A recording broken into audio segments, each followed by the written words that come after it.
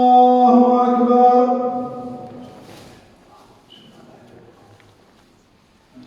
أشهد أن لا إله إلا الله. أشهد أن لا إله إلا الله. أشهد أن محمدًا رسول الله. أشهد أن محمدًا رسول الله. حي على الصلاة. حي على الصلاة.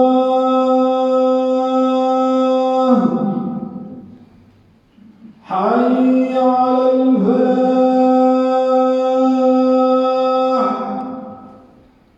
حي على الفلاح.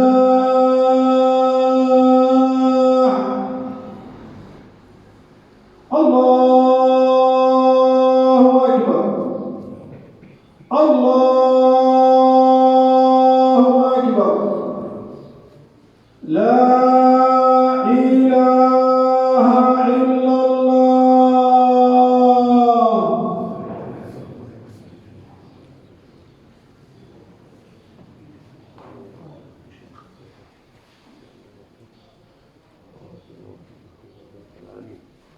الحمد لله رب العالمين، والصلاة والسلام على من بعثه الله تعالى رحمة للعالمين، وعلى آله وصحابته أجمعين، ومن اقتدى بهديه واستنى بسنته إلى يوم الدين. أما بعد، أيها المؤمنون، أوصيكم ونفسي بتقوى الله تعالى مصداقا لقوله: يا أيها الذين آمنوا اتقوا الله حق تقاته ولا تموتن إلا وأنتم مسلمون.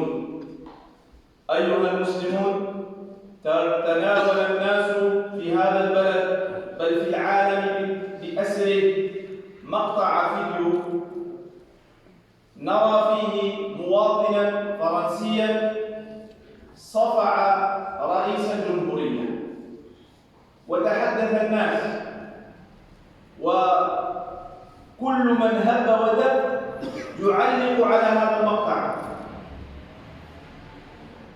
وسنبين إن شاء الله تعالى ما هو موقف الإسلام في علاقة المسلم بالمسؤول السياسي الذي لا توافقه دائما. بينك وبينه اختلاف عظيم، مش اختلاف كبير، ولكن رغم هذا يبقى الاحترام. Chers frères, honorables sœurs qui suivez ce prêche à distance, je vous exhorte ainsi que moi-même à la crainte d'Allah exalté.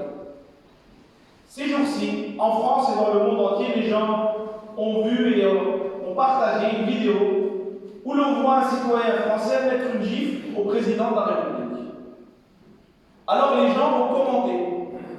Et malheureusement, tout le monde commente.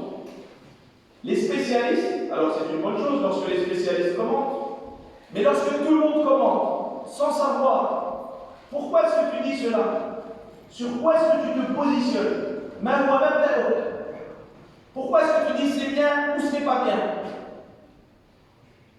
Nous allons brièvement expliquer ce que dit l'islam quant au respect que le musulman et la musulmane doivent avoir face à un responsable politique. Face à un responsable politique avec qui tu n'es pas toujours d'accord et tu as le droit. D'ailleurs, les musulmans, nous savons très bien que la diversité et la divergence, lorsqu'elles sont fondées, sont une richesse. Et l'islam n'est pas venu pour que les gens deviennent des moutons, pour que tout le monde dise oui, oui, oui. Nous avons le droit de ne pas être d'accord. Mais il y a des règles. Et parmi ces règles, il y a le respect. Tu as le droit de ne pas être d'accord. Mais tu ne dois pas être irrespectueux. Alors nous allons voir ce que nous enseigne l'islam. Parce que notre comportement, c'est facile de te comporter comme il se doit quand tu ce responsable politique, tu t'entends bien avec lui. C'est facile. Mais ton vrai comportement, où est-ce que l'on voit le comportement de la personne? C'est lors de la difficulté. Lorsque tu n'es pas d'accord avec une personne, lorsque tu es en position de force, c'est là qu'on voit réellement ton comportement. Également chez nous. Parce que là, on joue tous un rôle. Moi, je joue le rôle de l'imam, et vous des fidèles, et on est tous polis, on est bien habillés, on se sourit. Mais ça, c'est un comportement, je dirais, commercial. Vous voyez, quand on va au magasin, quand on prend l'avion, tout le monde me sourit. Bonjour monsieur, bonjour monsieur. Les caissiers, les caissières, les autres, tout le monde me sourit. Pourquoi? Pour ton argent. Ce sourire-là, c'est un sourire commercial. Et notre comportement, nous, en tant que musulmans, on le voit dans des moments comme cela. أين تظهر الأخلاق؟ أخلاق المسلم تظهر عند المخالفة. تظهر الأخلاق عند الشدة. ولهذا قال الله تعالى: وللمطلقات متاع بالمعروف حقا على المتقين. Allah nous dit par exemple en cas de divorce, les divorcés, la femme, ces femmes qui sont divorcées ont droit à une jouissance d'une allocation convenable constituant un devoir pour les pieux. Haqqan ala al-muttaqin. Et Allah dira dans un autre passage: Haqqan ala al-muhsinin. Même quand tu divorces, il faut rester musulman. Mais qui reste musulman même quand il divorce? Les pieux. Sinon, la personne va dire du mal de son ex-femme au marché, dans les cafés, même dans la mosquée. Et où sont passées tes qualités de musulman? Quand tout allait bien, tu étais musulman, et maintenant qu'elle n'est pas d'accord avec toi, tu n'es. Où sont ces qualités? Alors c'est pour ça que l'on va parler seulement du comportement que demande l'islam face à un gouverneur politique avec qui tu ne partages pas les mêmes idées. ولهذا سننظر إلى سير الأنبياء عليهم الصلاة والسلام. هؤلاء الذين اصطفاهم الله. يقول الله تعالى في حق الأنبياء: الله يصطفي من الملائكة رسلا ومن الناس. Alors nous allons mettre la barre haut et nous allons prendre les prophètes alayhimus salam comme exemple. Car ce sont Allah qui les a choisis. Allah dit: Allah choisit des messagers parmi les anges et également parmi les hommes. Lorsque tu cherches à ressembler au prophète alayhi salam, tu vas le craquer. Tu vas monter haut. Tu vas t'améliorer jour après jour. Même si ça fait 50 ans, 60 ans que tu es musulman, tu vas toujours être en constante évolution. Nous restons des humains avec des moments de hauts, des moments hauts et des moments de faiblesse. فماذا يعلمنا القرآن الكريم؟ يخبرنا الله تعالى بأمره إلى موسى وهارون عليهما السلام حين أمرهم الله تعالى بالذهاب إلى فرعون. فقال الله تعالى: اذهبا إلى فرعون إنه طغى. تجاوز الحد لأنه قال: أنا ربكم الأعلى. تجاوز الحد مع ربه حيث قال: أنا ربكم الأعلى. وتجاوز الحد مع خلقه إذ استعبد بني إسرائيل. ولكن رغم هذا يبقى الاحترام. فأمرهم الله تعالى قائلا: فقولا له قولا لينا لعله يتذكر أو يخشى. فأمرهم الله تعالى بالخطاب لفرعون بالملاطفة واللين. شوفوا الإسلام كان ترى الأخلاق الإسلامية عالية، أقسم بالله العظيم لن تجدوها عند أي نظام بشري. ولكن نحن المسلمون ما استنظروا هذه الحقائق. Alors, nous allons voir ce qu'Allah Azza wa Jal a dit à Moussa et son frère Haroun alayhi salam lorsqu'il les a envoyés auprès de Pharaon. Pharaon avait dépassé les limites. D'ailleurs, le Coran dit: idhaba ila Fir'aun. Pharaon, pour une partie de sa voix, ce n'est pas un nom propre. C'est comme lorsque tu dis le président de la République. Le Coran ne l'a pas sous-estimé. Idhaba ila Fir'aun. Le Coran lui a laissé cette place. C'est un responsable politique. Il a une grande place dans son peuple. Le Coran lui a laissé. Donc Allah leur dit: allez vers Pharaon. Il est vraiment rebelle. Il a dépassé les limites. Il a dépassé les limites vis-à-vis de son Seigneur, car il a dit qu'il était le Seigneur tout-puissant le plus grand, et il a dépassé les limites avec son peuple, Banu Israël, car il a fait d'eux des esclaves. Mais malgré cela, malgré le fait qu'il ne soit pas d'accord avec eux sur la croyance et sur la manière dont ils faisaient de la politique, le Coran, donc Allah va leur ordonner de garder le respect en disant فَقُولَا لَهُ قَوْلًا لَيِّنًا لَعَلَّهُ يَتَذَكَّرُ أَوْ يَخْشَى. Puis parlez-lui gentiment. C'est ce que dit Allah. Puis parlez-lui de quelle manière? Gentiment. Peut-être se rappellera-t-il ou me craindra-t-il. Le fait de parler gentiment avec une personne comme Pharaon, ce n'est pas une faiblesse. Ils ne l'ont pas fait par peur, par crainte, parce qu'Allah leur a promis qu'ils ne devraient pas avoir peur. Allah leur a dit, n'ayez aucune crainte, je suis avec vous, je vois et j'entends et je vous protégerai.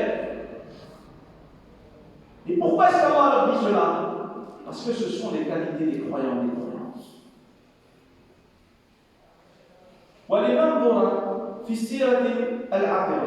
Regardons maintenant ce que faisait le prophète Muhammad sallallahu alayhi wa sallam.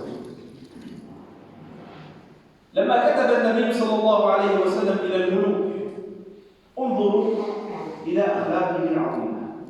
كان يكتب الرسائل يدعو الملوك إلى الله فيبدأ بعد البسملة والحمدلة قائلا من محمد رسول الله إلى كسرى اسمعوا به عظيم فارس. هذا عظيم، هذا مسؤول، ما قالوش يا حقير أنت تعبد غير الله، لا، إلى كسرى عظيم فارس. ولما بعث النبي صلى الله عليه وسلم الصحابي بهذه الرسالة لما قدمها لهذا الجبار لكسرى مزقها كسرى أمام الصحابي وقال يكتب لهذا وهو عبدي. شوف النبي صلى الله عليه وسلم كيف يتكلم معه، شوف الأسلوب، شوف الأسلوب النبوي وشوف هذا الأسلوب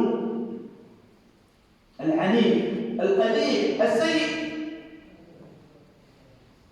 لكن رغم هذا، رغم أنه مزق الرسالة النبوية ورغم أنه أساء في حق النبي صلى الله عليه وسلم ولم يكتفي بهذا بل أمر وليه في اليمن أن يأتي بمحمد وأرسل له نفرين ولما مشوا هذول الأنفار أساءوا إلى النبي صلى الله عليه وسلم في الخطاب وقالوا النبي صلى الله عليه وسلم استنوا وانتظروا إلى غد قد نعطيكم الجواب.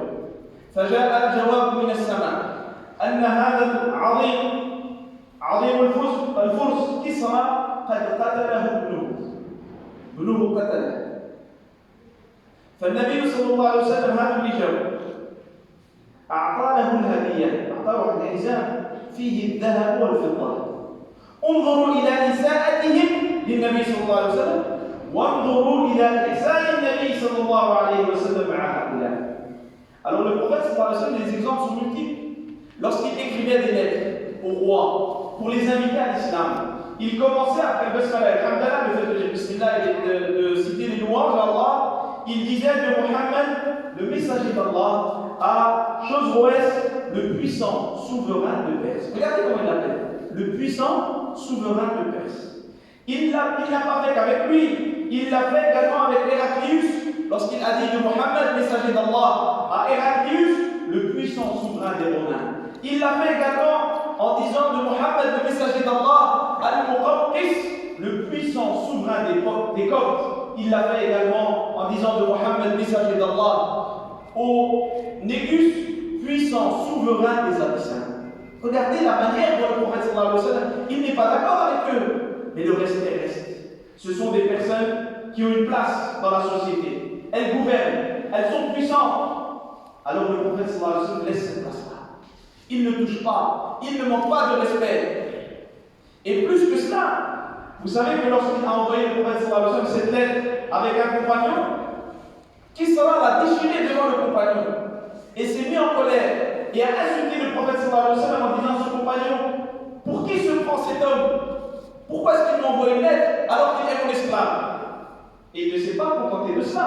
Il a ordonné à son préfet au Yémen de lui envoyer 2 personnes fortes pour prendre Mohammed et pour lui ramener. Et ces 2 personnes sont parties. Et elles ont manqué de respect au prophète sallallahu alayhi wa sallam en lui disant tu dois venir avec nous. Sinon, qui sera et tu sais qui il est, va t'anéantir. Il anéantira ton peuple et il détruira ton pays.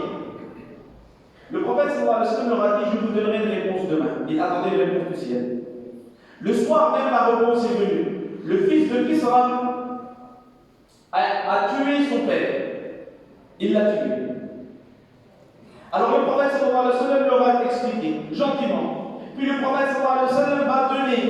Écoutez bien, ces gens sont venus de manière irrespectueuse. Ils ont parlé de manière irrespectueuse. Le prophète sallallahu alayhi wa sallam les a respectés. Il les a accueillis. Et en plus de cela, le prophète sallallahu alayhi wa sallam va leur remettre un cadeau. Il va remettre une ceinture qu'il avait reçue d'un gouverneur sur laquelle il y avait de l'or et de l'argent. Il va leur remettre en cadeau. Voilà comment se comportait le prophète sallallahu alayhi wa sallam. Alors, ce comportement, nous devons l'avoir. Et nous devons nous entraîner jusqu'à ce qu'il devienne naturel. Le musulman ne répond pas à l'injustice par l'injustice, à la bêtise par une même bêtise, mais il répond à chaque fois par la sagesse. Et l'islam nous apprend cette sagesse. أقول قولي هذا وأستغفر الله لي ولكم ولسائر المسلمين من كل ذنب فاستغفروه إنه هو الغفور الرحيم.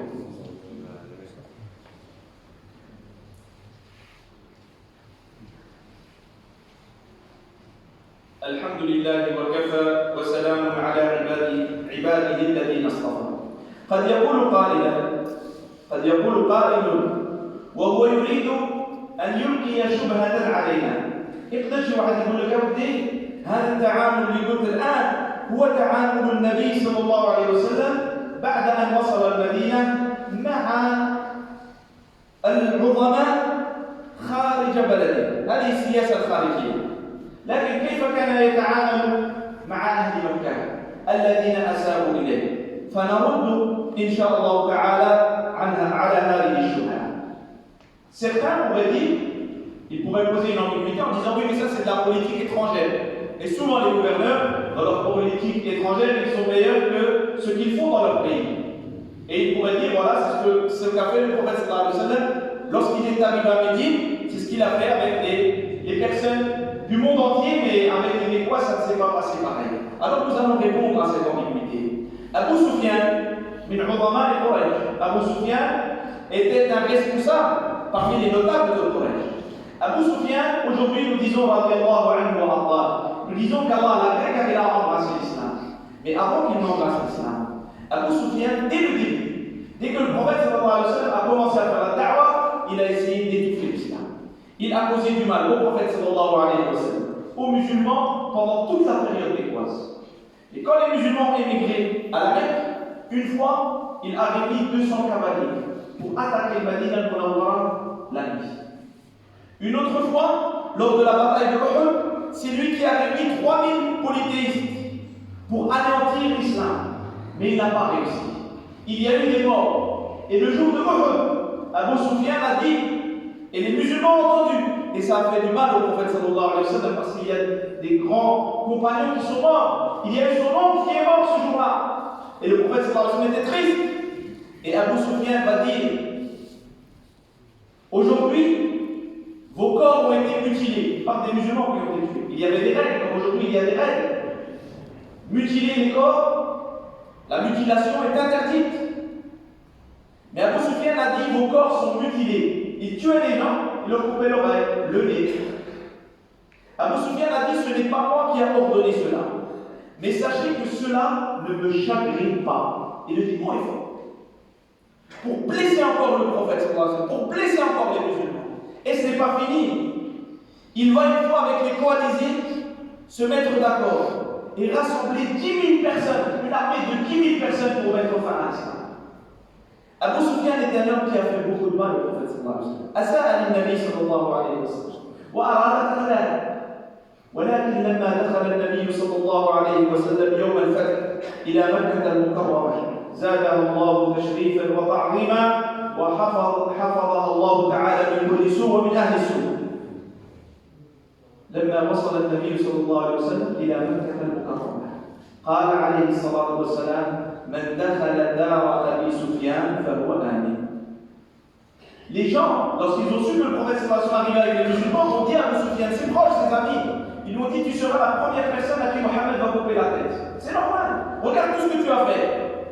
Et le prophète sallallahu alayhi wa sallam, lorsqu'il arrive, bien qu'Abu Sufyan a dit je suis musulman, etc., mais regardez tout ce qu'il a fait avant.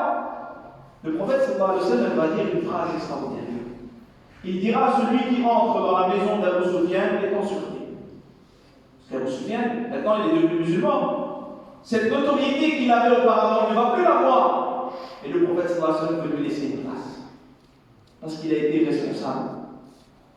Même si lui a fait du mal, le prophète sallallahu alayhi wa sallam nous apprend que nous ne devons pas faire de mal.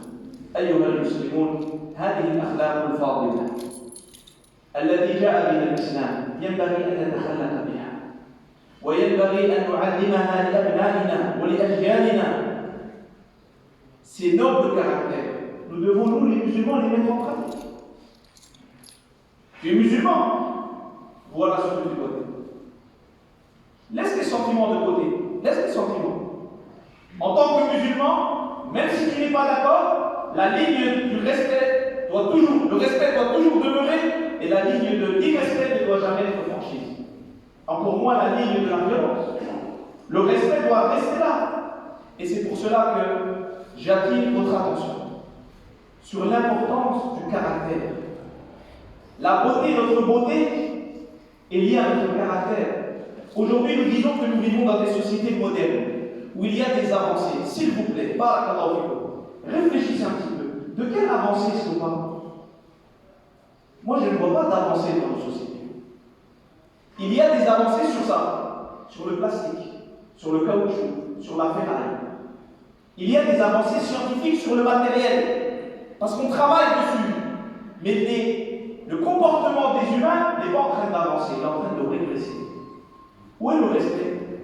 Parce que cette vidéo montre qu'il n'y a presque plus de respect. Où est le respect des personnes âgées? Où est le respect des parents? Où est le respect des voisins? De quelle avancée est-ce qu'on parle? Le matériel avance, mais nous sommes en train de reculer. Nous-mêmes, les musulmans, nous sommes en train de reculer. Des choses qui ne se faisaient pas avant chez nous, maintenant se font.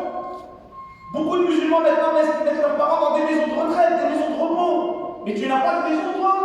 Tu n'as pas habité 20 ans chez ton père. Tu n'as pas habité 25 ans chez ta mère. Rends au moins les 20 ans. Notre beauté est liée à notre comportement. وإنما الأمم الأخلاق ما بقيت فإنهم ذهبت أخلاقهم ذهبوا. Un auteur a dit la civilisation est liée, les nations, leur beauté est liée à leur comportement, tant que leur comportement reste bien.